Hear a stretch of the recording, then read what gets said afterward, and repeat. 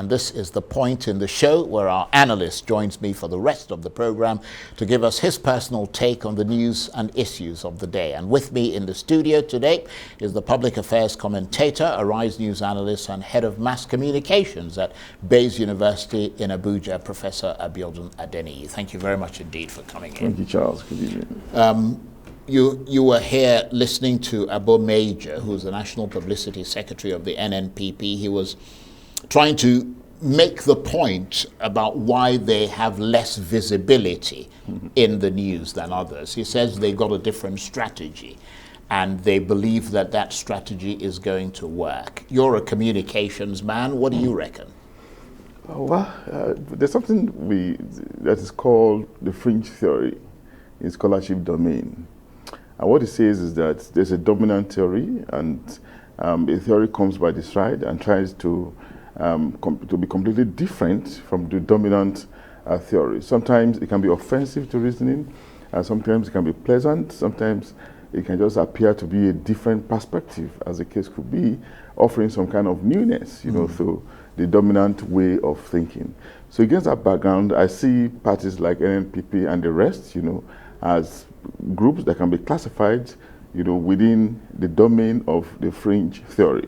But we have to be careful so we will not draw false balance, otherwise called false equivalence, in trying to equate them with the major parties, really, if you look at it deeply, it's like drawing a false balance, somewhat a false equivalence. I see a marked difference between them, and the behemoths, the major parties, either from the prism of their personalities leading them or from the kind of support they have been able to garner across the country. There's still a difference. Try as it did, it was very eloquent, it was very, very forceful, looked obviously convinced, but it is not enough, because somehow, with greatest respect to him, you still see some hollowness, something is still largely missing in their ability to equate themselves with the PDP, the APC, and the Labour Party. But again, we have to concede to them that we're in a democracy. We need groups to spice up the system, because it's about offering ideas about inclusion and integration, but in talking about inclusion and integration, we also know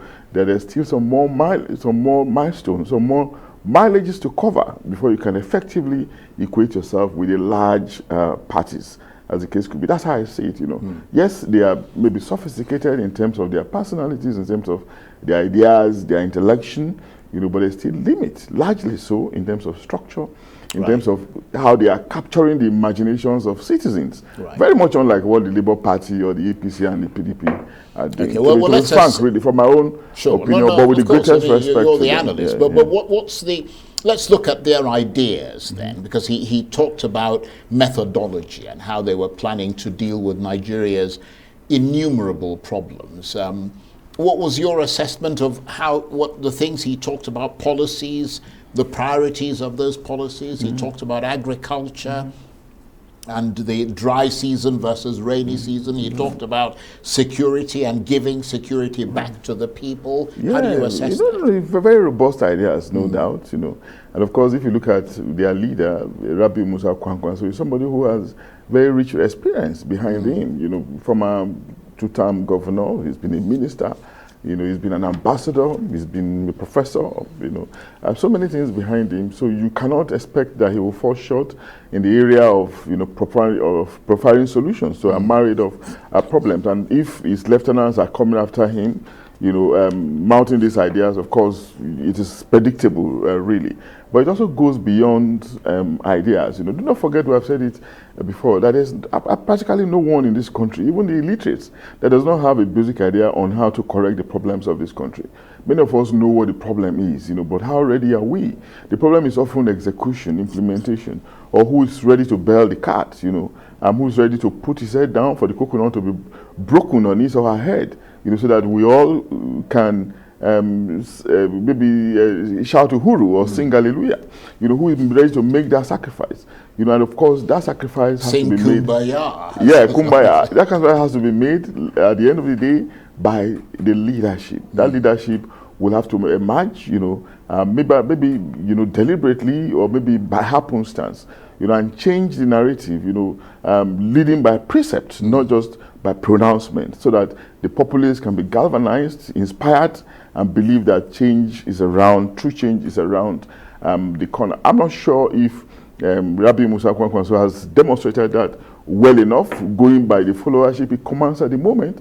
And like we always say, we're not favoring any candidate as we try to do as analysts, But if you look at the personality of Peter Obi, for instance, how he left PDP, came into Labour Party and changed the narrative. You look at the attention, see how he has captured the imaginations of the political sphere, And of course, I'm not seeing that being replicated in the passing of Kwankwan. So irrespective of the command he probably has within Kano and maybe around the Kano metropolis, Katsina to some extent, Gombe to some extent.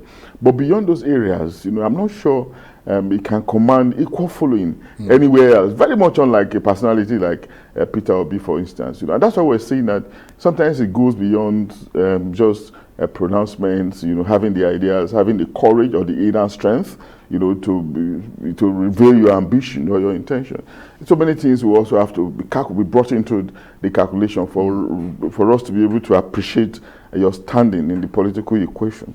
Well, that's a very interesting analysis. So let's move away from the NNPP and talk about what the second guest who came in, Danjuma Ibrahim, his focus was on the voting system. And he seemed to think that the Beaver system is, you couldn't get better. He said it was coming from God, basically. And you could see that this was a man who sounded like he'd been frustrated many, many times by the electoral system. Yes. And he seems to have tremendous confidence in the Beavers as a way of circumventing rigging and all the rest. We all do. We all have confidence in technology, trusting that technology can help to validate things that the human element could corrupt, And do not forget that it's been established that there's a way in which human beings, circumvent processes.